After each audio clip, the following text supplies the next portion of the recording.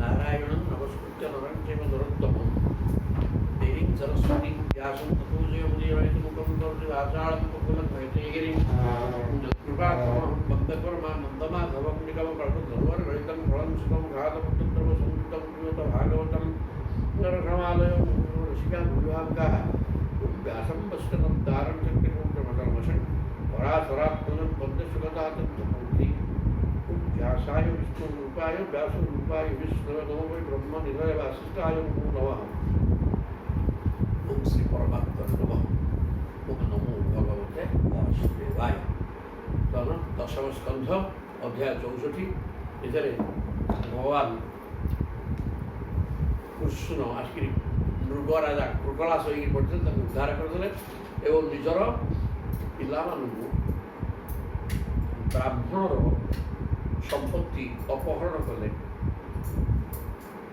कि प्रकार दुर्दशा भोग करने से कथा वर्णना कर किसी वर्णना होता सी कहते विश्व विश्व नुहे तार प्रतिकार अच्छी किंतु ब्राह्मण अभिशाप वंश नाश करदे हिनस्ती विषमत्तारम बधी अभि प्रकाम्यति अदभि प्रसाम्यति गुणम समूलम दहति ब्रह्मस्वारणि पावक विषम अवतारंभ विश्व जी खाए से ही मरे अवतारक ही नस्ती भक्षणकारी व्यक्ति की विश्व मारी दिए पानी अग्नि की शेष कर दी पानी पड़ने अग्नि शेष हो जाती गुणम समूलम दहती ब्रह्मस्वारणि पावक ब्रह्मस्वरूपक अरणी अरणी मान दीटा काठ बस निआ बाहर से निआ बाहर मैंने अरणी की खाई जाए सेमती ब्रह्मस्व अपहरण रूपक अरणी बाहरी निआ संपूर्ण कूल को ध्वंस करते तेणु ब्रह्मस्व भयंकर जिनस हाथ बाढ़ ब्रह्मस्व दूर ज्ञातम भुक्तम हंति त्रिपुरुषम प्रसयतु बलात् भुक्तम दश पूर्वं दशापराध ब्रह्मस्व दूर ज्ञातम भुक्तम हंति त्रिपुरुषम ब्रह्मस्वटा तीन पुरुष कहीं जदि ब्राह्मण धन पूर्ण सम्मति बिना भोग करे दूर ज्ञातम सम्मति बिना जदि किए ब्रह्मस्व को भोग करे ताले तीन पुरुष तार सर्वनाश हो जाए पुओ ता पुओ निजे पुओ ता पुओ तीन पुरुष खाइबा पड़ो प्रसयंतु बलात् भुक्तम जदि बलात्कार खाइबा व्यवस्था कल ताले पूर्व 10 पर 10 20 पुरुष नष्ट हो राजलक्ष्यम था नात्मपातम विचक्षते रजा राजलक्ष्य अंध हो निजर अधोपतन बुझीपारती ना न बुझिक ब्राह्मण धन को अपहरण करती ब्रह्मस्व साधु बाणीसा से रजा कहते बाणीसा मूर्ख कारण धनमद राजलक्ष्यर अहंकार युक्त हो निजक निजर अधोपतन बुझीपार मूर्ख गुड़ाक सी कौन कहते ब्रह्मस्व को अपहरण कर गमन करती गृह्णन्ति जावतर पांशुन क्रंदतान् अश्रुबिंदव विप्राणान् हृतपुत्तीनान् कुमदान्यान् कुटुंबिनान् जड़े बहुकुटुंबी ब्राह्मण कौन प्रकार संपत्ति की नहीं कुटुंब पोषण कर संपत्ति यदि किए अपहरण कला जाओ सी जदि गुह गढ़ी काबिला और से क्रंदन अश्रुबिंदु जी मटी की उदा कला जी धूलिकणा अच्छी से वर्ष पर्यंत से नरक भोग कर बदान्यान् कुटुंबिनान्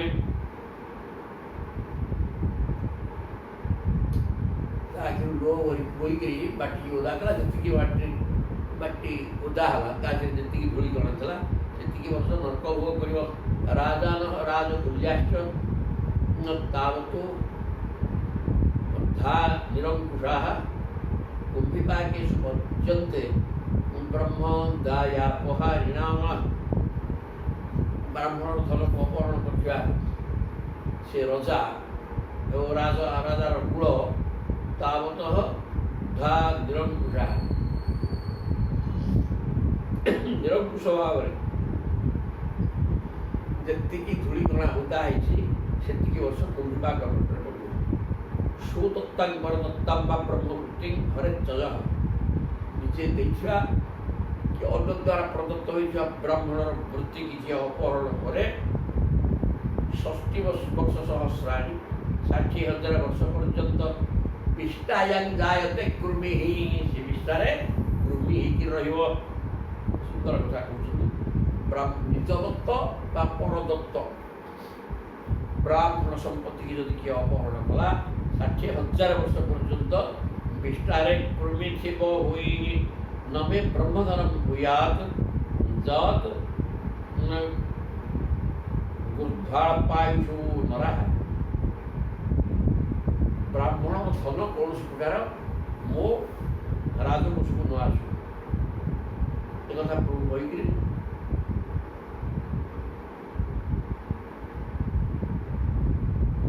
ତେଣୁ ମୁଁ ଟିକେ ଚାହେଁ ଯେ ଆମ ରାଜକୋଷକୁ ଭୁଲରେ ମଧ୍ୟ ବ୍ରାହ୍ମଣ ଧନ ନ ଆସୁ।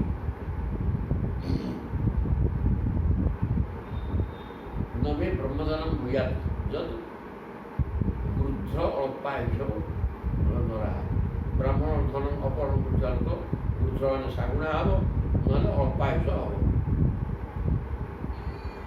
ଏବଂ ପରାଜିତା ରାଜ୍ୟାତ୍ ବ୍ରାହ୍ମଣ ଧନ ଅପହରଣ କରୁଥିବା କ୍ଷତ୍ରିୟଟା ଅଳ୍ପାୟୁଷ ହେବ ଏବଂ ତାର ଶତ୍ରୁମାନେ ତା ରାଜ୍ୟକୁ ପରାଜୟ କରି ତା ରାଜ୍ୟ ନେଇଯିବେ। ଭବନ୍ତି ଓଦପେଣ୍ଡୁ ଅହୟଃ ଏବଂ ସେମାନେ ତାପରେ ଜନ୍ମକୁ ସେଇ ରାଜାଟା ଯିଏ ବ୍ରାହ୍ମଣ ସମ୍ପତ୍ତି ଅପହରଣ କରିଥିବ ସେ ସାପ ହେବ। ସାପ ହେଇକି ସମସ୍ତଙ୍କର କ୍ଷୟକ୍ଷତି କରିବ। ଦୁଃଖ କଷ୍ଟ ଦେଉଥିବା ସର୍ପ ଜନ୍ମ କରିବ।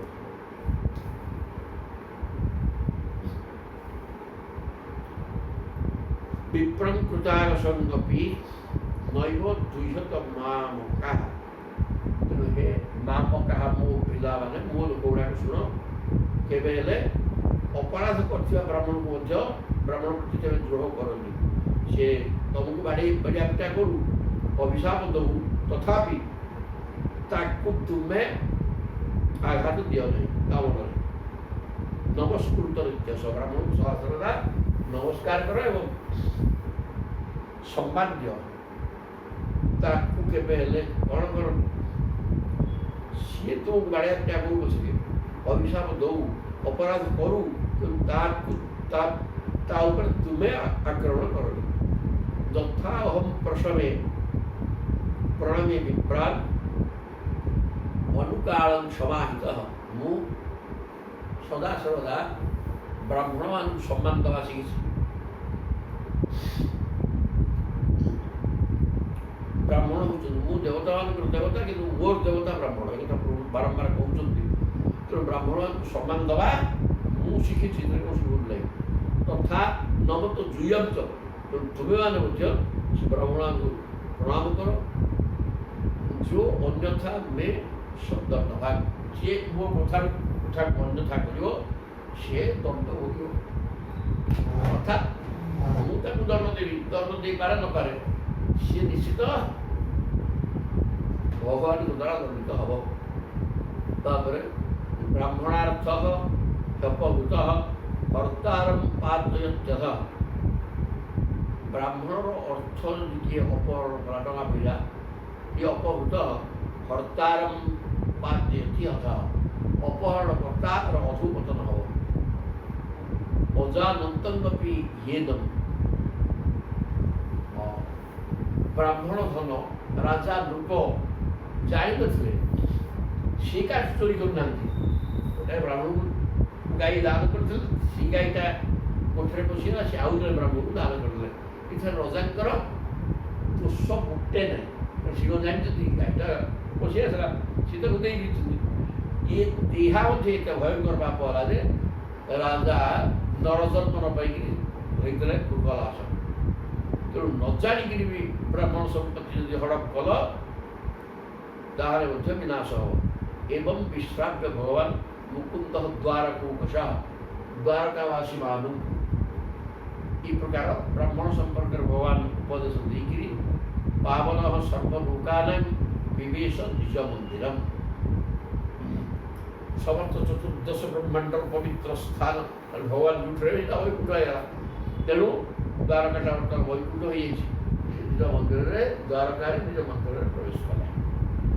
ये अध्याय सरिले इतिश्रवण भागवत महापुराण पारमहंस्यां संहितायां दशम स्कंधे उत्तरार्धे दुर्ग उपाख्यान नाम 64तम अध्याय 64 अध्याय सरिले 65 अध्याय आरंभ हेले बलरामकर ब्रज गमन। बलराम चलले कुआड़े ब्रज को गले दीर्घ दिन जाना तेणु कौन है सुखवास भगवान सुखदेव राजा पंडित कहते बलभद्र कुरुश्रेष्ठ भगवान रथवानास्थित सुहृद दिदृक्षु उत्कंठ प्रजजौ नंदगोकुलम। बलभद्र कुरुश्रेष्ठ कौरवान सर्वश्रेष्ठ कारण ये ज्येष्ठ एवं श्रेष्ठ कृष्ण का बड़ा भाई एवं गुरु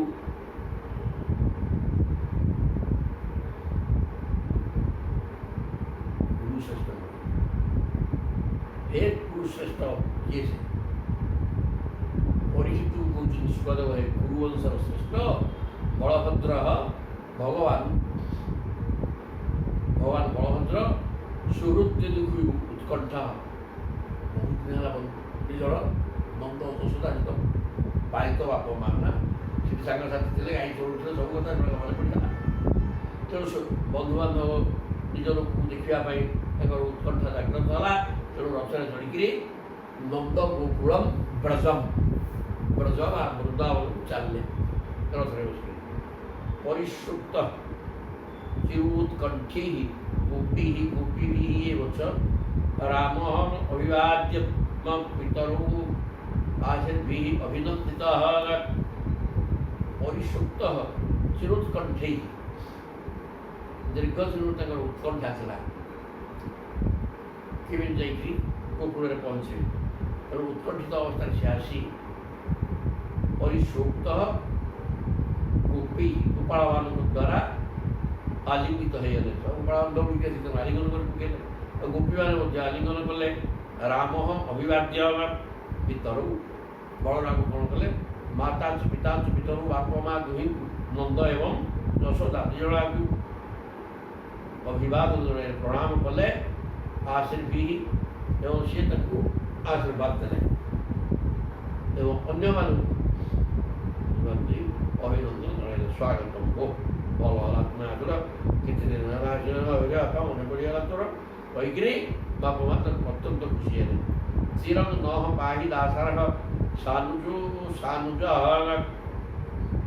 जगदीश्वर। तेणु हे जगदीश्वर तुम्हें अनुज सहित अनुज सान भाई कृष्ण सहित महापाही कृष्ण सहित आम तुम्हें सुरक्षा दि सुरक्षा देला आप कृष्ण सहित तुम्हें आम सुरक्षा दायित्व सदा सर्वदा सुरक्षा दियो कथा कहले इति आरोप्य अंकम ये कथा कहीकि कोल बसई आलिंगन करी नेत्रे शिशिचतु जल नेत्र जल द्वारा अभिषेक करे माने लुह गड़ेकि कांदिकी धोईदे सब किए बाप माँ धुए कोल बसई गोप वृद्धाश्च विधिवत जविष्टि अभिवंदित तथा वय तथा सत्यम तथा संबद्धमात्मन उपवृद्धाश्च बुढ़ा बुढ़ा बुढ़ा गौड़ माने गौड़ मान को बलराम विधिवत प्रणाम कले। जविष्टि जे सान से प्रभु बलराम प्रणाम कले। तथा वय तथा शिक्षम तेणु ବୟସ ଅନୁପାତରେ ଯିଏ ଜ୍ୟେଷ୍ଠ ତାଙ୍କୁ ବଳରାମ ପ୍ରଣାମ କଲେ, ଯିଏ କନିଷ୍ଠ ବଳରାମଙ୍କୁ ପ୍ରଣାମ କଲେ, ଏବଂ ଯିଏ ସାଙ୍ଗସାଥୀ କିଏ କାହାକୁ ପ୍ରଣାମ କଲେନି, ପ୍ରେମରେ ଆଲିଙ୍ଗନ କଲେ, ଯଥା ସମ୍ବନ୍ଧ ବର୍ତ୍ତନ ଏହି ପ୍ରକାର ପରସ୍ପରକୁ ଅଭିନନ୍ଦନ ଜଣାଇଲେ। ସମୁଦ୍ବେତ୍ୟାର୍ଥ ଗୋପାଳା ହାସ୍ୟ ହସ୍ତଗ୍ରହାଦି ତାଙ୍କର ସମବୟସ୍କ ଗୋପାଳ ବାଳକ ଯାହା ସାଙ୍ଗରେ ସାଙ୍ଗ ହେଇକି ସେଠି ପିଲାଦିନେ ଖେଳ ଖେଳୁଥିଲେ ଏବଂ ଗାଈ ଚଳଉଥିଲେ, ସେମାନେ ସବୁ ପଳେଇ ଆସିଲେ। ହାତ ଧରା ଦେଇକି ତାଙ୍କ ସହିତ ହାସ୍ୟରଣ ଚାଲିଲା। ବିଶ୍ରାନ୍ତ ସୁଖମ ଆସିଲମ୍, ତାପରେ ବିଶ୍ରାମ କଲେ, ସୁଖରେ ଖାଇକି ଟିକେ ସୁଖରେ ବସିଲେ। ସନ୍ୟସ୍ତା କ୍ଷୀଳ ରାଧସାହନ ସୁଖମ ଆସିଲମ୍ ପ୍ରଚୁର ପର୍ଯୁବାରତା, ସୁଖରେ ସେ ବସିବା ଅବସ୍ଥାରେ ଗୋପାଳମାନେ ତାଙ୍କ ଚାରିପଟେ ଆସିକି ମିଳିଥିଲେ। ସେମାନେ ତାଙ୍କୁ ପଚାରୁଛନ୍ତି, କିଏ ବଳରାମ କ'ଣ କହୁଛନ୍ତି? ପୃଷ୍ଠାହାଙ୍ଗା ସା ନାୟ ପୃଷ୍ଠା ସା ନାମୟଂ ପୃଷ୍ଠା ସା ନାମୟଂ ସ୍ୱେଷୁ ପ୍ରେମ ଗଦଗଦୟା ଗିରା, ପ୍ରେମରେ ଗଦଗଦ ହୋଇକି ସେମାନେ ବଳରାମ କହିଲେ, ଆଉ ସବୁ ଦେହ ପା ଠିକ୍ ଠାକ୍ ଥିଲା ତ? ତୁମର ପିତା ମାତା ବନ୍ଧୁ ବର୍ଗ ସମସ୍ତେ ଠିକରେ ଅଛନ୍ତି ତ? କମଳ ଦ୍ରାକ୍ଷେ ସନ୍ୟସ୍ତା କ୍ଷୀର ରାଧସା, ଭଗବାନ କୃଷ୍ଣ ଯିଏକି କମଳ ପ୍ରସ୍ଫୁଟିତ ପଦ୍ମ ଭଳିଆ ଆଖି, ପ୍ରେମ ଗଦ୍ର ଦେଇକିରି ପଚାରିଲେ ତାଙ୍କୁ। କଚ୍ଛିନ୍ନ ବାନ୍ଧବାଃ ରାମ ସର୍ବେ କୁଶଳବାସତେ କଚ୍ଚିତ୍ ସ୍ମରଥନୁ ରାମ ଜୁୟମ୍ ତାର ସୁଦାନ୍ବିତା, ବୋଲେ କଚ୍ଛିନ୍ନ ବାନ୍ଧବାଃ ରାମ, ବଳରାମଜୀ ଆମର ବାନ୍ଧବ, ବନ୍ଧୁ ବାନ୍ଧବ ସେମାନେ, ମାନେ ନନ୍ଦଙ୍କର ବନ୍ଧୁ, ନିଜର ସଖା, ଅତ୍ୟନ୍ତ ସ୍ନେହୀ ବନ୍ଧୁ ସେ। ତେଣୁ ସେ ଗୋପାଳମାନେ ପଚାରୁଛନ୍ତି ବଳରାମକୁ, ଆମର ବନ୍ଧୁବାନ୍ଧବ ମାନେ ସମସ୍ତେ କୁଶଳରେ ଅଛନ୍ତି? କଚିତ୍ ସ୍ମରଥନ ରାମ ଜୁୟ, ତେବେ କୃଷ୍ଣ ବଳରାମ ଯିଏ ବର୍ତ୍ତମାନ ତ ବିବାହ ହେଇକିରି ସ୍ତ୍ରୀ ପିଲା ଧରିକିରି ଘର ସଂସାର କରି ରହିଗଲେ, ଆଉ କ'ଣ ଆମକୁ ମନେ ପକାଉଥିବ? ଆମକୁ ମନେ ପକାଉଥିଲ ତ? ଏ କଥା ମଧ୍ୟ ପଚାରିଲେ। ତିଷ୍ଠା କଂସ ହତଃ ପାପ, କ'ଣ ସୌଭାଗ୍ୟର କଥା ଯେ ପାପୀ କଂସଟା ମରିଗଲା। ଦିଷ୍ଟ୍ୟା ମୁକ୍ତା ସୁହୃଜନା, କ'ଣ ସୌଭାଗ୍ୟର କଥା। ସୁହୃତ ମାନେ ମିତ୍ରମାନେ ମରି ଉଦ୍ଧାର ହେଲେ। ନହେଲେ ତୁମର ପିତା ଦେବକୀ, ପିତା ବସୁଦେବ, ମା ଦେବକୀ ଏବଂ ଅନ୍ୟାନ୍ୟ ବନ୍ଧୁବର୍ଗ ସମସ୍ତେ ଉଦ୍ଧାର ହେଇଗଲେ। ତା ଉଗ୍ରସେନ ସବୁ ବନ୍ଦିକି ରହିଥିଲା, ଏମାନେ ସମସ୍ତେ ମୁକ୍ତି ପାଇଗଲେ। ପାପୀ କଂସ ମଲା। ଏସବୁ ସୌଭାଗ୍ୟର ବିଷୟ। ନିହତ୍ୟ ନିର୍ଚିତ୍ୟ ରିପୁନ୍, ତୁମେମାନେ ମଧ୍ୟ ସମସ୍ତ ଶତ୍ରୁକୁ ସବୁବେଳେ ବିନାଶ କରି ଦୁର୍ଗ କ୍ଷମାଚିତା, ବର୍ତ୍ତମାନ ଯାଇକିରି ଦ୍ୱାରକାଙ୍କର ଦୁର୍ଗକୁ ଆଶ୍ରୟ କରିକି ରହିଛ, ଯେଉଁଠିକି କେହି ଶତ୍ରୁ ଯାଇପାରିବେ ନାହିଁ। ଗୁପ୍ୟ ହସତ୍ୟ ପପ୍ରଚୁ ରାମ ସନ୍ଦର୍ଶନାଦୃତା, ଗୋପାଙ୍ଗନ ମାନେ ହସି ହସିକି ପଚାରିଲେ, ବଳରାମକୁ ଦେଖିକିରି ଅତ୍ୟନ୍ତ ଆନନ୍ଦ ହୋଇଯାଇଛନ୍ତି ତ? ତେଣୁ ଆନନ୍ଦ ହୋଇକିରି ଆଦରର ସହିତ ବଳରାମକୁ ହସି ହସିକି କହୁଛନ୍ତି, କଚିତ୍ ଆସ୍ତେ ସୁଖ କୃଷ୍ଣ ପୁର ସ୍ତ୍ରୀ ଜନବଲ୍ଲଭ, ପୁର ସ୍ତ୍ରୀମାନଙ୍କର ପ୍ରିୟତମ, ତାଙ୍କର ତ 16,108 ସ୍ତ୍ରୀ। ତେଣୁ ଏତେ ଅନେକ ସ୍ତ୍ରୀ ମାନଙ୍କର ପ୍ରିୟତମ ଭଗବାନ କୃଷ୍ଣ କ'ଣ ସୁଖରେ ଅଛନ୍ତି ତ? କଚିତ୍ ସ୍ମରତି ବା ବନ୍ଧୁନ୍ ପିତରଂ ମାତରଂ ଚଷଃ ଅପ୍ୟସୌ ମାତରଂ ଦ୍ରଷ୍ଟୁଂ ସକୃତ ବି ଆଗମିଷ୍ୟତି। କହିଲେ ଶ୍ରୀ ଭଗବାନ କୃଷ୍ଣ ସତରେ ନିଜର ଅନ୍ୟ କାହାକୁ ମନେ ପକାନ୍ତୁ ନ ପକାନ୍ତୁ ନିଜର ପିତାମାତା ଦୁଇ ଜଣାକ କେତେ କଷ୍ଟରେ ପାଳନ କରିଥିଲେ, ଲାଳନ ପାଳନ କରିଥିଲେ, ତାଙ୍କୁ ମନେ ପକାଉଛନ୍ତି ତ ଅଭ୍ୟସୁ ମା ତରନ୍ତ। ଆଉ ସିଏ ମାଆକୁ ଦେଖିବା ପାଇଁ ସକୃତ ଜ୍ଞାନ ମିଶତି ଥରୁଟିଏ ମାଆକୁ ଦେଖିବାକୁ ଆସିବେନି। ମା ଭଳିଆ ପଦାର୍ଥ ସବୁ ଭୁଲି ହେଇଯିବ, ତାକୁ ଭୁଲି ହେବନି। ସେ ମାଆକୁ ଦେଖିବାକୁ ଥରେ ବି ଆସିବେନି। କପିବା ସ୍ମରତେ ଅସ୍ମାକ ଅନୁସେବାନ୍ ମହାଭୁଜ। ଆମେ ତାଙ୍କର ସେବାରେ ରତ ଥିଲୁ। ଗୋଟେ ରାତି ଅନେକ ରାତି ହେଇଗଲା ଏବଂ ଆମେ ରାସ କ୍ରୀଡ଼ା କରୁଥିଲୁ, ଆମ ଶରୀର ଦାନ ପୂର୍ବକ ସେବା କରୁଥିଲୁ। ତେଣୁ ଯେ କେହି ବ୍ୟକ୍ତି ପୁରୁଷ ସେଟାକୁ ମନେ ରଖିଥିବ ଜୀବନ ସାରା ଜୀବନ।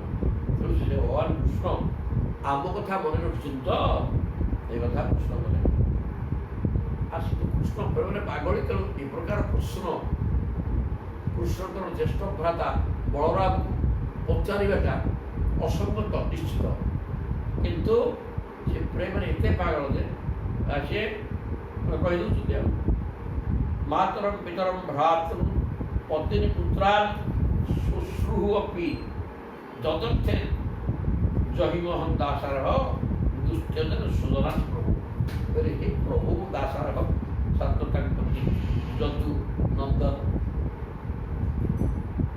ଭଗବାନ ବଳରାମ ଇଏ ସଂସାର ବନ୍ଧୁବାନ୍ଧବ ସ୍ତ୍ରୀ ପିଲା ଏସବୁ ଦୁଷ୍ଟ୍ୟଜ, କିନ୍ତୁ ଆମେ କ'ଣ କରୁଥିଲୁ ନିଜର ବାପ ମା ଭାଇ ଭଉଣୀ ପତି ପୁତ୍ର ଏ ସମସ୍ତଙ୍କୁ ଛାଡ଼ିକିରି, ଯାହା ଅନ୍ୟମାନଙ୍କ ପାଇଁ ଦୁଷ୍ଟ୍ୟଜ କିନ୍ତୁ ଆମେ ସମସ୍ତଙ୍କୁ ଛାଡ଼ିକିରି ସେ ପ୍ରଭୁକୁ ଆଶ୍ରୟ କରୁଥିଲୁ।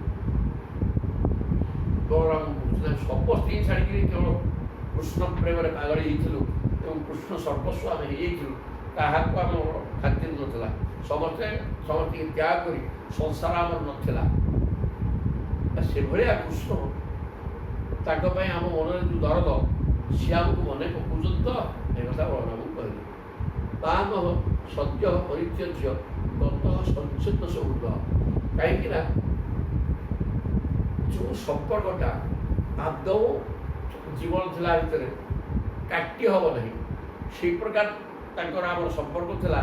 ସିଏ ହଠାତ୍ କିଛି ନ ଭାବି ନଚିନ୍ତି ସାଙ୍ଗେ ସାଙ୍ଗେ ଅପୂର୍ବ ଆସିଲା, ତା ସାଙ୍ଗେ ବସିକି ପଳେଇଲେ, ଅପେକ୍ଷା କରିନାହାନ୍ତି, କିଛି ପଦେ କହିନାହାନ୍ତି, ଆମକୁ ମଜା କରିଦେଇକିରି ଏତେ ବଡ଼ ସୁହୃଦ ଭାବ ପ୍ରେମ ଭାବ ଏବଂ ପୂର୍ଣ୍ଣଚ୍ଛେଦ ପକେଇ ଦେଇ ବର୍ତ୍ତମାନ ସେ ପଳେଇଲେ କୁଆଡ଼େ ମଥୁରା। କଥଗ୍ନୁ ତାଦୃଶଂ ସ୍ତ୍ରୀଭିଃ ନ ସଧ୍ୟେତ ଭାସିତମ୍।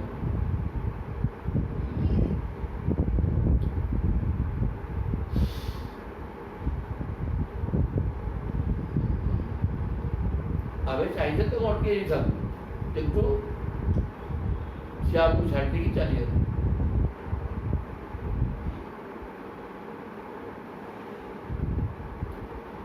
କଥଗ୍ନୁ ତାଦୃଶଂ ସ୍ତ୍ରୀଭିଃ ନ ସଧ୍ୟେତ ଭାସିତମ୍।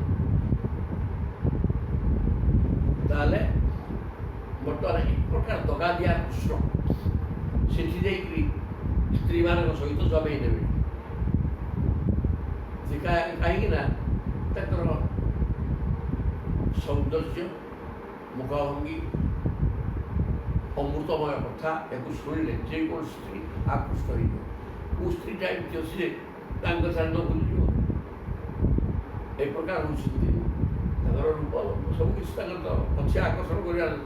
ଆକର୍ଷୟନ୍ତି କୃଷ୍ଣ ବର୍ଷନ୍ତି କୃଷ୍ଣ ପଥଗ୍ନୁ ଗୃହନ୍ତି ଅନବସ୍ଥିତାତ୍ମନଃ ପଚ କୃତଘ୍ନସ୍ୟ ଉଦାହ ପୁରସ୍ତ୍ରିୟ ଗୃହନ୍ତି ବୈ ଚିତ୍ରକଥସ୍ୟ ସୁନ୍ଦର ସ୍ମିତା ମନୁକୁ ଶୋଷିତ ସ୍ମରାତୁରାଗା।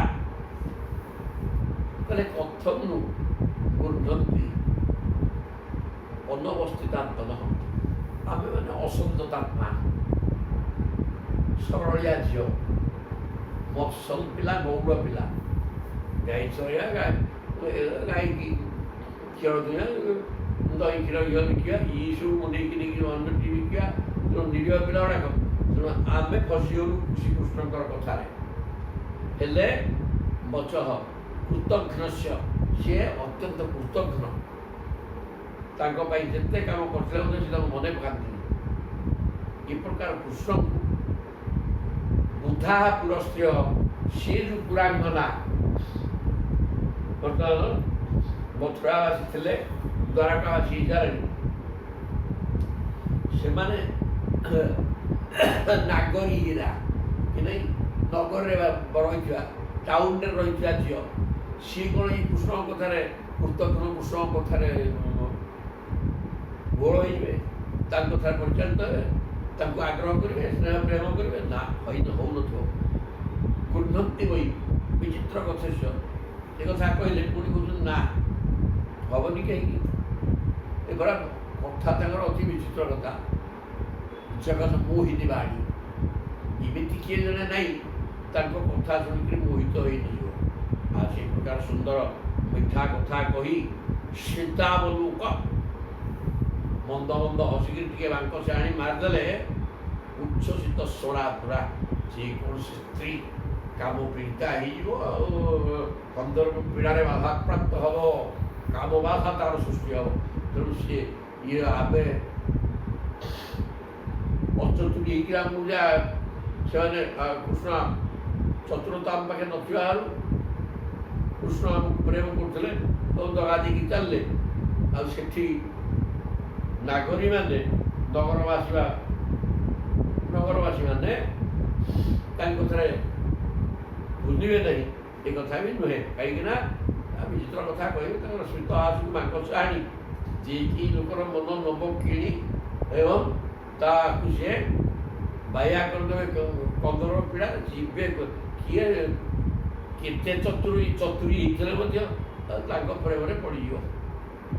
କେହି ନହ ତତ୍ କଥୟା ଗୋପ୍ୟ କଥା କଥୟତା ଅପରା।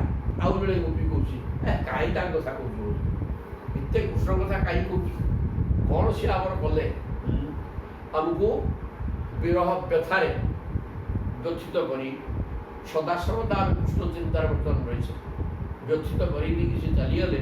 ତେଣୁ ଅପରା କଥା କଥୟ, ଆଉ କ'ଣ କିଛି କଥା ନେଇ, ଖାଲି କୃଷ୍ଣ କଥା କ'ଣ କହୁଛୁ? ବନ୍ଦ କରେ। ଜାତି ଅସ୍ମାଭି ବିନା କାଳ ହଇରେ ବାପା, ସିଏ ତ ଆମକୁ ଛାଡ଼ିକି ତାଙ୍କ କାଳ ପଠେଇ ଦେଉଛନ୍ତି, ନାଇଁକି? ଆମକୁ ଛାଡ଼ିକି ସିଏ ତ ତାଙ୍କ କାଳ ପଠଉଛନ୍ତି, ଆମେ କାହିଁ ତାଙ୍କ କଥା ଚିନ୍ତା କରିବା? ଯଦି ତ ସେ ତଥେଇବ ନୁହଁ, ଯଦି ସିଏ ସେ ପ୍ରକାର କରିପାରୁଛନ୍ତି, ଆମେ କାହିଁ ସେ ପ୍ରକାର କରିବା? ଆମେ କାହିଁ ତାଙ୍କ କଥା ଆଲୋଚନା କରୁଥିବା? ବନ୍ଦ କର। ଇତି ପ୍ରହସିତମ୍ ଶୌରେ ଜଳ୍ପିତମ୍ ଚାରୁ ବିକ୍ଷିତମ୍ ଗତି। ଏହି ପ୍ରକାର ଚିନ୍ତା କରି ଇଏ ଜଣେ ଏମିତି ବିରକ୍ତରେ ସିନା କହିଦେଲା, କିନ୍ତୁ କୃଷ୍ଣ ଚିନ୍ତା ଗୋପାଙ୍ଗନାମାନଙ୍କ ମନକୁ ଆଦୌ ଯିବାର ନାହିଁ। ତେଣୁ କୃଷ୍ଣକୁ ଚିନ୍ତା କରି ସମସ୍ତ ଗୋପାଙ୍ଗନାମାନେ ଏମିତି ପାଗଳି ହେଇଗଲେ ଯେ ତାଙ୍କର ହସ ହସ ମୁଖ, ମଧୁର ଅମୃତମୟ କଥା, ମନକୁ ଆକର୍ଷଣ କଲା ଭଳିଆ କଟାକ୍ଷ ଚାହାଣୀ, ଗଜଗମନ ଚାଲି ଏବଂ ପ୍ରେମରେ ଆଲିଙ୍ଗନ, ଏ ସବୁଗୁଡ଼ାକ ସ୍ମରଣ କରିକି ସବୁ କଥା ବୋଲି ମନେ ପଡ଼ିଗଲା। କୃଷ୍ଣ ହେଉଛନ୍ତି ବସିକି, ବଳରାମ ବସୁଛନ୍ତି। ତେଣୁ ମନେ ପକେଇ ଦେଇକିରି ରୁଦୁ ସ୍ତ୍ରୀୟ କାନ୍ଦିବାକୁ ଲାଗିଲେ ବ୍ରଜାଙ୍ଗନା ମାନେ। ବଳରାମ ବସୁଛନ୍ତି, ବଳରାମଙ୍କ ମଧ୍ୟରେ ଦୁଃଖ ଆସିବାର ନେଇକି କାନ୍ଦିଲେ। ଶଙ୍କର୍ଷଣସ୍ତାହା କୃଷ୍ଣସ୍ୟ ସନ୍ଦେଶୀ ହୃଦୟ ଭାବି। ବଳରାମ କ'ଣ କରିବେ? ସିଏ ବର୍ତ୍ତମାନ ତମ ପାଇଁ ଭଗବାନ କୃଷ୍ଣ ସନ୍ଦେଶ, କୃଷ୍ଣ ତୁମ ପାଇଁ ସନ୍ଦେଶ ଦେଇଛନ୍ତି, ଶୁଣ।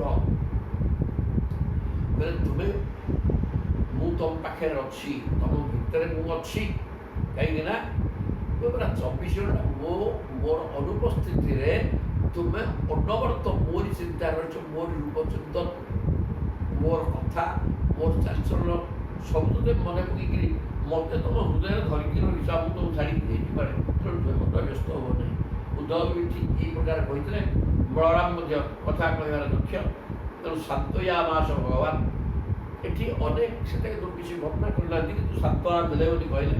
ଏ ପ୍ରକାର ଏଇଟା ତ ପ୍ରଧାନ କଥା ଆଉ ଯେ ତୁମେ ମୋତେ ଧରିକି ରଖି ସାରିଛ, ମୋର ଭକ୍ତି, ମୋର ହସ, ମୋର ଅମୃତମୟ କଥା ସଦାବେଳେ ତୁମେ ସ୍ମରଣ କରୁଛ, ତେଣୁ ମୋ ରୂପକୁ ଚିନ୍ତନ କରୁଛ, ତେଣୁ ତୁମେ ତୁମ ଭିତରେ ମୁଁ ବାନ୍ଧିକି ରହିଛି, ମୁଁ ଆସିବି କୁଆଡ଼େ।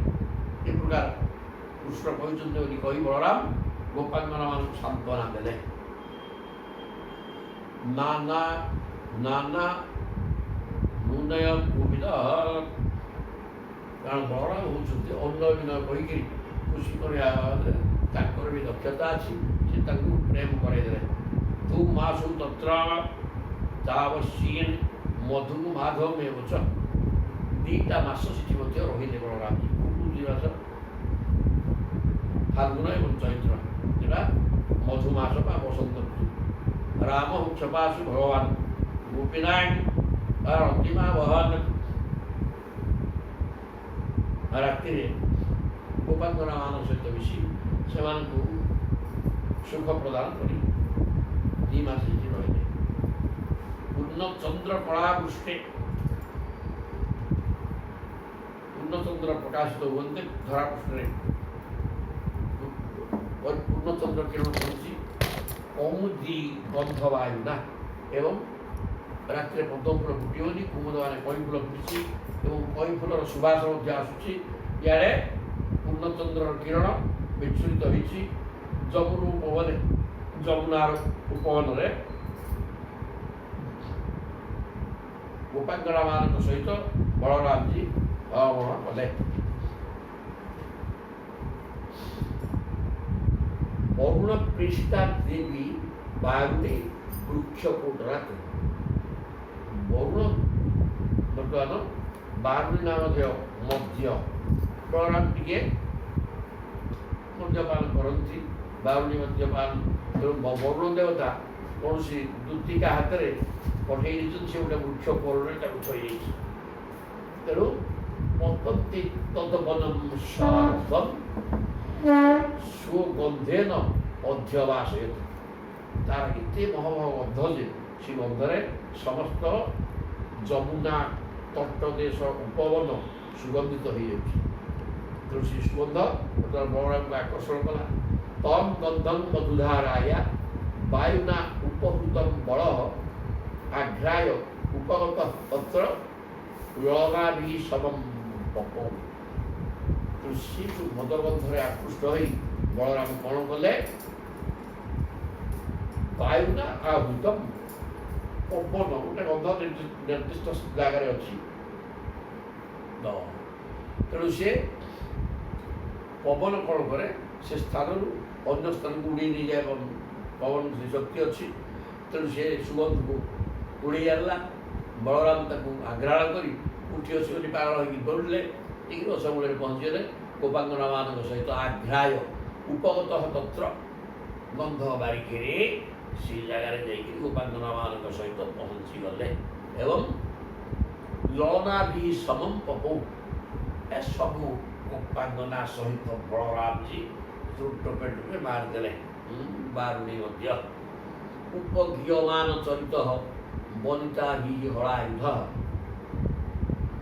ବନେଷୁ ବ୍ୟତରତି କ୍ଷୀବଃ ମଦ ବିହୁଳଲୋଚନଃ, ଉପଘୀୟମାନ ଚରିତ ବଳରାମଙ୍କ ଚରିତକୁ ଗାନ କଲେ। ମାନେ ନା ବନିତା ହି ଗୋପାଙ୍ଗନାମାନଙ୍କ ଦ୍ୱାରା ବଳରାମ ଚରିତ୍ର ଗାନ କରାଗଲା ଏବଂ ବନେଷୁ ବ୍ୟତରତି କ୍ଷୀବଃ, ମଦ ନିଶାରେ ଯିଏ ରହିଲା ତାର ବିବେକ ବିଚାର ଶକ୍ତି କିଛି ନଥାଏ, ତେଣୁ ସେ ପାଗଳ ଭଳିଆ ସେ ମଦ ବିହୁଳ ଲୋଚନ, ମଦ ପକେଇଥିବାରୁ ଆଖି ଟଳ ଟଳ ହେଉଛି। ଏମିତି ଅବସ୍ଥାରେ ସେ ବନରେ ବିହାର କଲେ, ବୁଲିଲେ। ଷଡ଼୍ୟେକ କୁଣ୍ଡଳୁ ମତ୍ତଃ ବୈଜୟନ୍ତ୍ୟା ସମାହୟା ବିଭ୍ରତ ସ୍ଫୀତମୁଖାନ୍ ଭୋଜଂ ଶ୍ଵେତ ପ୍ରାଣୀୟ ଭୂଷିତଂ, ଗୋଟେ ଫୁଲମାଳ ପଡ଼ିଛି ବେକରେ, କାନରେ 2ଟା କୁଣ୍ଡଳ ଅଛି। ମତ୍ତଃ ବୈଜୟନ୍ତ୍ୟା ସମାହୟା, ବୈଜୟନ୍ତୀ ମାଳା ବେକରେ ପଡ଼ିଛି ଏବଂ ବିଭ୍ରତ ସ୍ମିତ ମୁଖାମ୍ଭୋଜମ୍ ମୁଖ ପଦ୍ମଟା ବିକଶିତ ହୋଇଛି, ମାନେ ସ୍ମିତହାସ ଯୁକ୍ତ ହସଟା ହିଁ ସ୍ମିତହାସ ଯୁକ୍ତ ହୋଇକି ମୁଖ ପଦ୍ମ ରହିଛି ଏବଂ ମୁହଁରେ ବୁଲାବୁଲି କରିବା ହାତରୁ ପରିଶ୍ରମ ପର୍ଯ୍ୟନ୍ତ ଝାଳ ବିନ୍ଦୁ ବିନ୍ଦୁ ଲାଗିଛି। ଏହି ପ୍ରକାର ହେଇକରି ବଳରାମଙ୍କ ଶୋଭା ଦ୍ୱିଗୁଣିତ ହୋଇଯାଇଛି।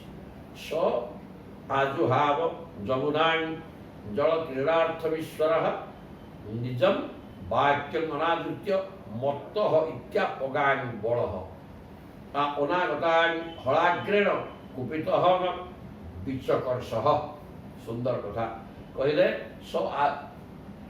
ପଡ଼ିଯାଇଛି ତ ମଧୁଆ କ'ଣ କରିବ, ଯମୁନା ଇଆଡ଼େ ଯମୁନା ନଦୀଟା ସେ ଆସିବ ବୋଲି କ'ଣ ଆସିବନି, କିନ୍ତୁ ସେତେବେଳେ ଥିଲା ସେ ଯମୁନା ମା ହେଇକି ସ୍ୱତନ୍ତ୍ର ପଳେଇଯିବେ ଯେ ବଳରାମ କହୁଛନ୍ତି ତ, କିନ୍ତୁ ପାଠ ଦେଖିଲା ଆସିକି ଯମୁନା ଗୋଟେ ନଦୀ ଏତେ ଡାକିଲେ ସେ କ'ଣ ପଳେଇ ଆସିବ, ତେଣୁ ସେ ଆସିଲାନି।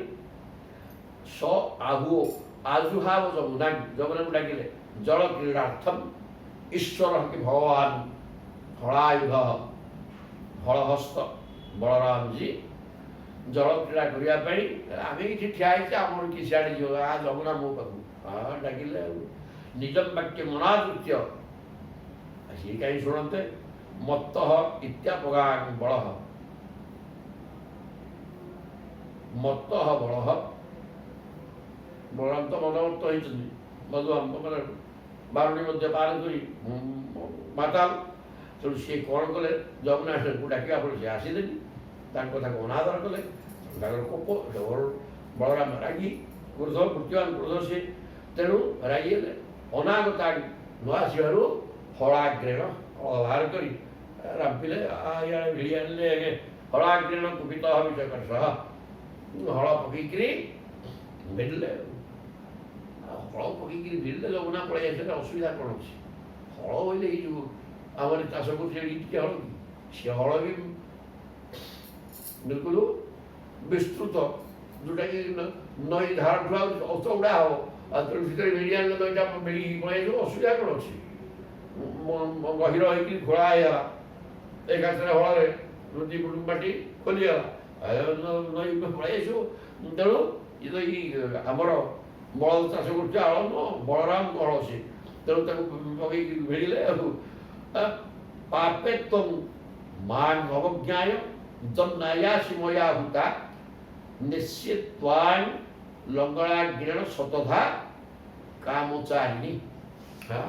ତୁ ଏତେ ବଳବାନ, ତୋର କାମଚାରିଣୀ, ତୋ ମନ ଇଚ୍ଛା ତୁ ଯାହା ତୁ କରିଦେବୁ, ହବନି। ତୁ ପାପିଷ୍ଟା ପାପେ ତୁ ମମ ଅବଜ୍ଞାନ ମୋତେ ତୁ ଅବଜ୍ଞା କଲୁ, ମୋର ଆଦେଶ ପାଳନ କଲୁ ନାହିଁ, ମୋତେ ଅନାଦର କଲୁ, ହତାଦର କଲୁ। ଜନ୍ନାୟାସି ମୟା ଆହୁତା, ମୁଁ ଡାକିଲେ ମଧ୍ୟ ତୁ ଆସିଲୁନି, ମୁଁ ମୋତେ ଅବମାନନା କଲୁ। ତୁ ଗୋଟେ କାମଚାରିଣୀ ପାପିଷ୍ଟା, ତତେ ନିଶ୍ଚୟ ଲାଙ୍ଗଳାଗ୍ରେଣ ଲଙ୍ଗଳରେ ରାମ୍ପିକିରି ତୁ ଗୋଟେ ଧାର ହେଇକି ରହୁଛୁ, ସହସ୍ର ଧାର କରିଦେବି।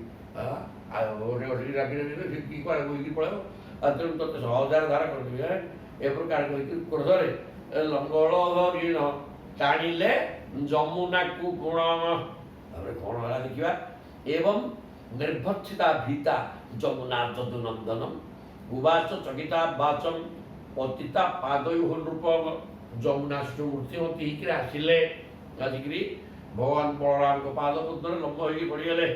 କହୁଛନ୍ତି ଭଗବାନଙ୍କ ଦ୍ୱାରା ଭର୍ତ୍ସିତ ହେବା ଫଳରେ ଯେ ଭୟଭୀତ ହୋଇ ଯମୁନା ଆସିକିରି କ'ଣ କଲେ, ପାଦରେ ପଡ଼ିକିରି କହୁଛନ୍ତି। କ'ଣ କହିଲେ ନା, ରାମ ରାମ ମହାବାହୁ ନ ଜାନେ ତବ ବିକ୍ରମ ଯସ୍ୟ କାଳିଶେନ ବିଧୃତା ଜଗତି ଜଗତ ପତେ। କହିଲେ ହେ ରାମ ବଳରାମଜୀ, हे महाबाहु आजानुलंबित बाहु नवमाल महात्मा ଆଉ ଜଗତପତି ସମସ୍ତ ଚତୁର୍ଦ୍ଦଶ ବ୍ରହ୍ମାଣ୍ଡର ମାଲିକ ଆପଣ। ଆପଣ ନ ଜାଣେ ତମ ପରାକ୍ରମ। ସାମାନ୍ୟ ସ୍ତ୍ରୀ ଲୋକଟା, ଯମୁନା ନଦୀଟା, ଜଡ଼ ଆଉ ମୁଁ କ'ଣ ଆପଣଙ୍କ ପରାକ୍ରମ ଜାଣିଛି? ଆପଣ କେତେ ବଳଶାଳୀ, କ'ଣ ଆପଣ କରିଦେଇ ପାରିବେ, ଏ ଜ୍ଞାନ ମୋର ନଥିଲା। ତେଣୁ ମୁଁ ଆପଣଙ୍କ କଥା ଶୁଣିଲିନି। ଯସ୍ୟ ଏକାଂଶେନ ବିଧୃତା ଜଗତି ଆପଣଙ୍କର ଗୋଟେ ଅଂଶରେ ସେ ବଳରାମ ହେଉଛନ୍ତି ଇଏ ଅନନ୍ତ ନାଗ, ତାର ହଜାରେ ଫଣା, ଗୋଟିଏ ଫଣାରେ ନିର୍ଦ୍ଦିଷ୍ଟ ଅଂଶରେ ଚତୁର୍ଦ୍ଦଶ ବ୍ରହ୍ମାଣ୍ଡ ରହିଛି ରେ। ଏ ପ୍ରକାର ଅନନ୍ତ ଆପଣ ସମସ୍ତ ଜଗତକୁ ସହସ୍ର ଫଣା ଭିତରୁ ଗୋଟିଏ ଫଣାର ଗୋଟେ ନିର୍ଦ୍ଦିଷ୍ଟ ଅଂଶରେ, ତେଣୁ ଆପଣ କେତେ ବିରାଟ ରହିଛନ୍ତି ସମଗ୍ର ବିଶ୍ୱ। ଏ ପ୍ରକାର ବଳ କ୍ଷମତା ସମ୍ପନ୍ନ ଆପଣ, କିନ୍ତୁ ମୁଁ ମୁଢ଼ା ବୁଝିପାରିଲିନି, ତେଣୁ ଆପଣଙ୍କୁ ହତାଦର କରି କ୍ଷମା କରିଦିଅ। ପରମ ଭାବମ ଭଗବତୋ ଭଗବାନ ମାଂ ଅଜାନତି ମୁକ୍ତୁମ ଅରସି ବିଶ୍ୱାତ୍ମନ ପ୍ରପନ୍ନଂ ଭକ୍ତ ବତ୍ସଳ। ହେ ଭକ୍ତ ବତ୍ସଳ, ମୁଁ ସ୍ତ୍ରୀ ଲୋକଟା ବୁଝିପାରିଲିନି, ଜ୍ଞାନ କମ, ତେଣୁ ତାପରେ ଆପଣଙ୍କୁ ହତାଦର କରିଦେଇଛି, ମୋର ଭୁଲ ହୋଇଯାଇଛି, ମୋତେ କ୍ଷମା କରିଦିଅ ପ୍ରଭୁ। ଅଜାନତି, ଜାଣିପାରିଲିନି, ଆଉ ଏମିତି କାମ କରିଦେଲି। ଆପଣ ତ ଭକ୍ତ ବତ୍ସଳ ନା, ମୁଁ ବର୍ତ୍ତମାନ ପ୍ରପନ୍ନାଂ ଆପଣଙ୍କ ଶରଣାଗତ ହେଇଛି। ଶରଣାଗତକୁ ଉଦ୍ଧାର କରିବା ଆପଣଙ୍କର ଧର୍ମ, କାରଣ ଆପଣ ନିଜେ ନିଜ ନାଁ ଭକ୍ତ ବତ୍ସଳ ବୋଲି କୁହାଯାଇଛି। ତେଣୁ ହେ ବିଶ୍ୱାତ୍ମା, ହେ ଭକ୍ତ ବତ୍ସଳ, ମୋତେ କ୍ଷମା କରିଦିଅ, ମୁଁ ନ ଜାଣିକି ଏମିତି କରିଦେଇଛି। ଏ ପ୍ରକାର କହିକିରି ଯେଉଁମାନେ ଆରମ୍ଭ ହୋଇକି ପଡ଼ିଛନ୍ତି ପାଦରେ, ତାପରେ କ'ଣ ହେଲା, ତତ ବ୍ୟମୁଞ୍ଚ ଯମୁନା ଯାତି ତୁ ଭଗବାନ ବଳଃ ବିଜଗାଃ ଜଳଂ ସ୍ତ୍ରୀଃ କରେଣୁଭିଃ ଇବ ଇଭରାଟ୍। ତାପରେ ଯମୁନାକୁ କ୍ଷମା କରିଦେଲେ ବଳରାମଜୀ, ଗଲା ଠିକ୍ ଅଛି, ଯା। ଯେତେବେଳେ କାକୁତି ବିନତି କଲେ ପାଦ ତଳେ ପଡ଼ିକିରି ଯମୁନାକୁ କ୍ଷମା କରିଦେଲେ, କିନ୍ତୁ ଝିଙ୍କିଛନ୍ତି, ଯାହାଫଳରେ ଯମୁନା ସେଇ ବୃନ୍ଦାବନଠି ଏମିତି ବୁଲିକିରି ଯାଇଛନ୍ତି, ଯାହାଫଳରେ ତାହାର ପ୍ରମାଣ ରହିଛି। ବିଜଗାଃ ଜଳଂ ସ୍ତ୍ରୀଃ, ତେଣୁ ସବୁ ଗୋପାଙ୍ଗନାମାନଙ୍କ ସହିତ ସେ ଯମୁନା ଜଳରେ ପ୍ରବେଶ କରି, ମାନେ ଶହ ଶହ ଧାର କରିଦେବି କହିଥିଲେ, ତାହା କଲେ ନାହିଁ। ଗୋଟିଏ ଧାର ମାରିଲା, ସେ ପଡ଼ିଗଲେ ପାଦରେ, ଏବଂ ଭୁଲ ବୋଲି ସ୍ୱୀକାର କରିବା ଫଳରେ ଗୋଟେ ଥର ଝିଙ୍କିଛନ୍ତି, ତାପରେ ଯମୁନା ବୁଲିକି ଯାଇଛନ୍ତି, ବଙ୍କା ହେଇଯାଇଛନ୍ତି ସେଠି ଆକର୍ଷଣ କରିବା ଫଳରେ, କିନ୍ତୁ ଧନୁ ଆକାରରେ ବୁଲିକି ପଡ଼ିଛନ୍ତି ଘରେ ବୁଲିକିରି। ଏ ପ୍ରକାର ହେଇଛି। ତାପରେ ବର୍ତ୍ତମାନ କରେଣୁଭିଃ, ଦନ୍ତା ହାତୀ, ମାଇ ହାତୁଣୀମାନଙ୍କ ସହିତ ନଦୀରେ ପ୍ରବେଶ କରିକି ଜଳ କ୍ରୀଡ଼ା କଲା ଭଳିଆ ଏ ଉପାଙ୍ଗନାମାନଙ୍କ ସହିତ ବଳରାମଜୀ ଜଳ କ୍ରୀଡ଼ା କଲେ। କାମଂ ବିହୂତ୍ୟ ଶରୀରାତ୍ ଉତ୍ତୀର୍ଣ୍ଣାୟାସିତାମ୍ବରେ, ତାପରେ ଭଲ କ୍ରୀଡ଼ା କରି ଯେତେବେଳେ ଯମୁନା ଯୋଉ ବାହାରିଲେ, ଲକ୍ଷ୍ମୀ ଆଣିକି ସବୁ ଦେଇଦେଲେ। କ'ଣ ତାଙ୍କର ହେଲା, ନୀଳାମ୍ବର ରୌହିଣେୟ ସ୍ଥଳାଙ୍କୁ ମୁଷଳି ହଳି, ତାଙ୍କ ନାଁ ମୁଷଳି ହଳି, ହଳ ତାଙ୍କର, ମୁଷଳ ତାଙ୍କର ଅସ୍ତ୍ର, ତେଣୁ ତାଙ୍କ ନାଁ ହଳି, ତାଙ୍କ ନାଁ ମୁଷଳି, ସବୁ ସ୍ଥଳାଙ୍କୁ ମୁଷଳି ହଳି। এই প্রকার বলরাম তাদের নীলাম্বর, প্রভু হলে পীতাম্বরী, ইয়ে নীলাম্বরী, তেণু নীলাম্বর এবং অনেক আভূষণ মানে অলঙ্কার, মহারহারি মূল্যবান অলঙ্কার ସବୁ ସବୁ ଆଣିକି ଲକ୍ଷ୍ମୀ ତାକୁ ଦେଇଦେଲେ। ଦଦୌ କାନ୍ତିଂ ଶୋଭାଂ ସ୍ରଜମ୍, ଏବଂ ଗୋଟେ ମଙ୍ଗଳମୟ ଫୁଲମାଳ ଜମା ମଳିନ ହେବନି, ସବୁ ଦେଇଦେଲେ। ବସିତ୍ୱା ବାସସି ନୀଳେ, ତେଣୁ ନୀଳ ବସନକୁ ପ୍ରଭୁ ଗାଧେଇଛନ୍ତି ଉଦାତ୍ତ, ତେଣୁ ନୀଳ ବସନ ସେଠୁ ପରିଧାନ କଲେ। ମାଳାଂ ଆମୁଚ୍ୟ କାଞ୍ଚନୀ, ଗୋଟେ ଫୁଲମାଳ କହୁନାହାନ୍ତି, କାଞ୍ଚନୀ ମାଳାଂ ମାନେ ସୁନାର ଗୋଟେ ମାଳ ପକେଇଲେ ବେକରେ, ରେଜେ ଷୋଳଙ୍କୃତ ଲିପ୍ତ, ଏବଂ ସର୍ବାଙ୍ଗରେ ଚନ୍ଦନ କର୍ପୂର କସ୍ତୁରୀ ସବୁ ପଡ଼ିକିରି ବଟା ହେଇଛି ସୁଗନ୍ଧ, ମହମ ସୁଗନ୍ଧ, ସେଟା ସବୁ ସର୍ବାଙ୍ଗରେ ଓଳା ହେଲା।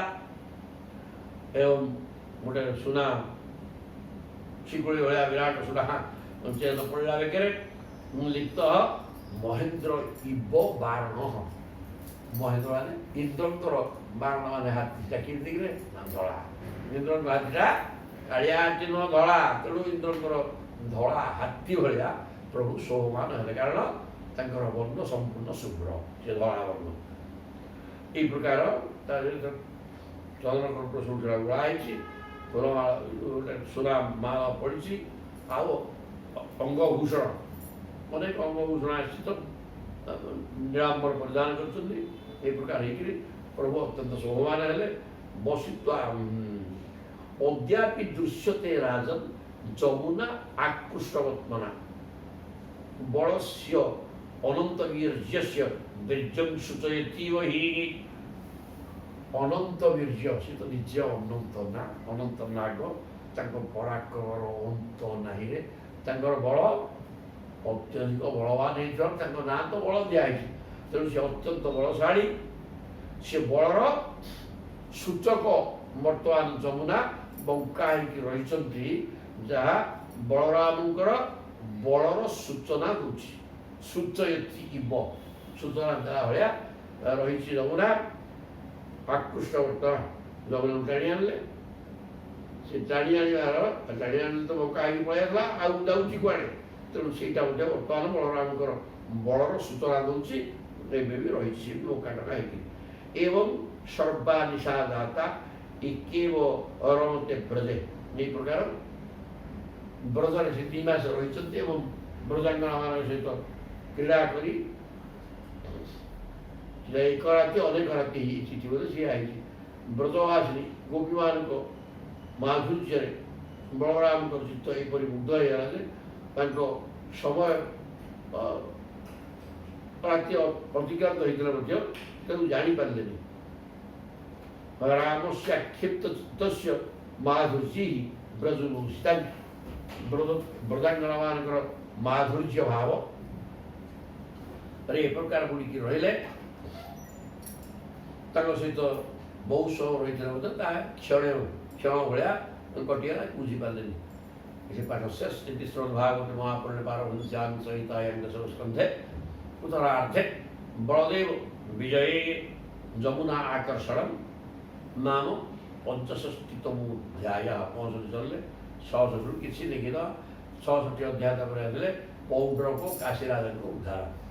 ପୌଣ୍ଡ୍ରକ ଗୋଟେ କାଶୀର ଜଣେ ରଜା ଥିଲେ।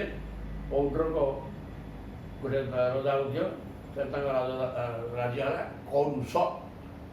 ଶୁକ ବାଚ, ଶୁକଦେବ କହୁଛନ୍ତି ବର୍ତ୍ତମାନ ଏ ରାଜନ ପରୀକ୍ଷିତ। ନନ୍ଦ ବ୍ରଜଙ୍ଗତେ ରାମେ କୌରୁଷାଧିପତି ନୃପ ବାସୁଦେବ ଅହಂ ଇତ୍ୟାଜ୍ଞ ଦୂତଂ କୃଷ୍ଣାୟ ପ୍ରାହିଣୋତ୍। ଇଏ ଆମର ବଳରାମଜୀ ନନ୍ଦ ବ୍ରଜଙ୍ଗତେ, ବ୍ରଜକୁ ଯାଆନ୍ତେ। ନନ୍ଦଙ୍କ ଦ୍ୱାରା ପାଳିତ ସେ ବୃନ୍ଦାବନ ବା ବ୍ରଜକୁ ଯାଆନ୍ତେ। ସେ କହିଛନ୍ତି ବଳରାମଙ୍କ ଉପସ୍ଥିତ, ବଳରାମ ନାହାନ୍ତି କେଉଁଠି? ଦ୍ୱାରକାରେ। ଏହି ପ୍ରକାର ଅବସ୍ଥାରେ କୌରୁଷାଧିପତି, କୌରୁଷ ମଧ୍ୟ ଗୋଟେ ରାଜ୍ୟର ଅଧିପତି ମାନେ ରାଜା। କିଏ ସେ? ତା ନା ପୌଣ୍ଡ୍ରକ। ସିଏ କହୁଛି ବାସୁଦେବ ଅହଂ ଇତି, ମୁଁ ହଉଛି ବାସୁଦେବ ହେ। ଅଜ୍ଞ ଦୂତଂ କୃଷ୍ଣାୟ ପ୍ରାୟ, ସେଟା ମୂର୍ଖୁଟା। ତେଣୁ ନିଜକୁ ବାସୁଦେବ କହିକିରି କୃଷ୍ଣ ପାଖକୁ ଦୂତ ପଠାଇଲା। ମୁଁ ହଉଛି ବାସୁଦେବ, ଯାହା କହିବୁ ଦୂତ ପଠାଇଲା। ତ୍ୱଂ ବାସୁଦେବ ଭଗବାନ ଅବତୀର୍ଣ୍ଣ ଜଗତପତି ଇତି ପ୍ରସ୍ତୁହିତ ବାଣୀ ମେନ ଆତ୍ମାନ ଅଚ୍ୟୁତଂ।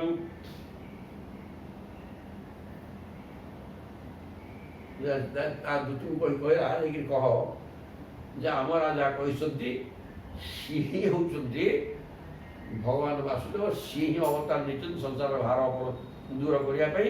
ଜଗତପତି ସିଏ, ବାସୁଦେବ ସିଏ। ଏଇ କଥାଟା ଏଇଟା ଅନ୍ୟମାନେ ତାକୁ ସ୍ତୁତି କରନ୍ତି। ସିଏ ଡୁପ୍ଲିକେଟ୍ ହାତ ଦୁଇଟା ଆଉ ଲଗେଇ ଶଙ୍କର ଗଦାପଦ୍ମ ଧରିକିରି ବାସୁଦେବ ରୋଲ କରେ। କିଏ? ପୌଣ୍ଡ୍ରକ। ତେଣୁ ତାର ପ୍ରଜାମାନେ ପ୍ରସ୍ତୌଭିତ, ଅନ୍ୟମାନଙ୍କ ଦ୍ୱାରା ସେ ସ୍ତୁତି କରାଯାଏ ଯେ ତୁମେ ହିଁ ବାସୁଦେବ। ତେଣୁ ତାର ଅହଙ୍କାର ଆସିଗଲା। ସେ ଯୁଦ୍ଧ ପଠିକିରି ବାସୁଦେବଙ୍କୁ କହିଲା ଯେ ଆତ୍ମାନ ଅଚ୍ୟୁତ ମେନେ, ମୁଁ ହିଁ ଅଚ୍ୟୁତ, ମୋ ନା କୃଷ୍ଣ, ମୁଁ ବାସୁଦେବ, ମୁଁ ଅବତାର ଦେଇଛି। କାରଣ ଲୋକ ତାଙ୍କୁ ସେ ପ୍ରକାର ଟିକେ ପ୍ରଶଂସା କରିଦେଲେ। ତାର ଅହଙ୍କାର ଯେ କାହିଁକି କଣ, ସେ ଅହଙ୍କାର ଦ୍ୱାରା ନିଜକୁ ବାସୁଦେବ ବୋଲି କହିଲା। ତାପରେ କ'ଣ ହେଲା, ଦୂତଞ୍ଚ ପ୍ରାହିଣତ ମନ୍ଦଃ କୃଷ୍ଣାୟ ଅବ୍ୟକ୍ତ ବର୍ତ୍ତନେ ଦ୍ୱାରକାୟାଂ ତଥା ବାଳଃ ନୃପଃ ବାଳ କୃତୁ ଅବୁଧ। ଦୂତଞ୍ଚ ପ୍ରାହିଣତ କହିଲେ ହେ ନୃପ କିଏ? ସୁଖଦେବ କହୁଛନ୍ତି ପରୀକ୍ଷିତଙ୍କୁ ରାଜନ୍ ଦୁଚମ୍ ପ୍ରହୀଣତ ମନ୍ଦ ମନ୍ଦ କି ମୂଢ଼ ମୂର୍ଖ। ମୂର୍ଖଟା ବାଳକ ଭଳିଆ ଶିଶୁ ଭଳିଆ ବୁଦ୍ଧି ବୃତ୍ତି କିଛି ନାହିଁ।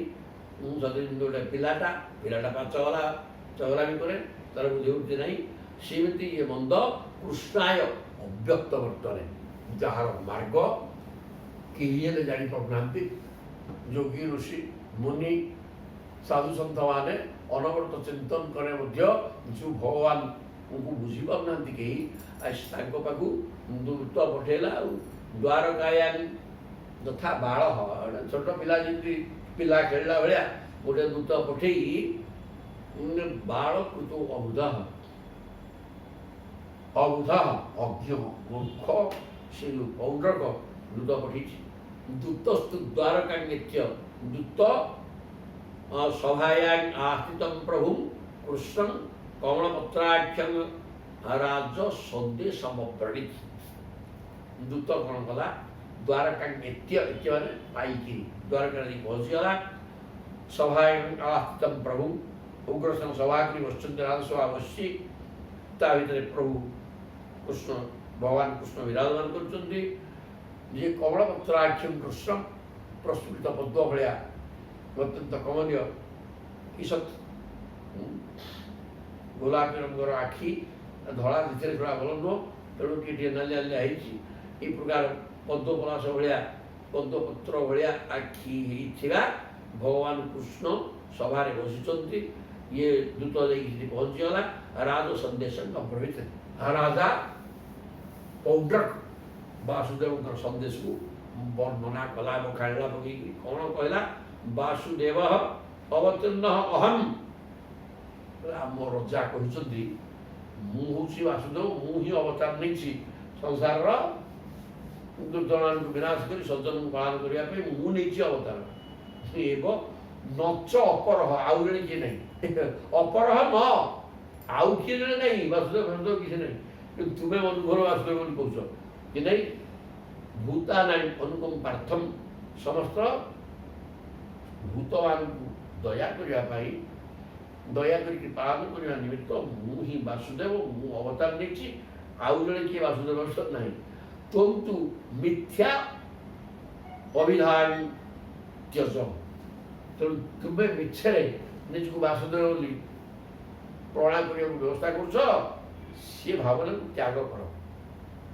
ତୁମେ ଗୋଟେ ହାତରେ ସମସ୍ତଙ୍କୁ ଧରିକି କହୁଛ ବାସୁଦେବ, ଛାଡ଼ ସେ ଅସ୍ତ୍ର ଛାଡ଼ି ତୁମେ ବାସୁଦେବ ନୁହଁ ବୋଲି ପ୍ରମାଣ କର। ଆଉ ସେଟାକ ଧରିକି ଏତେ ବ୍ୟବସ୍ଥା କରନି।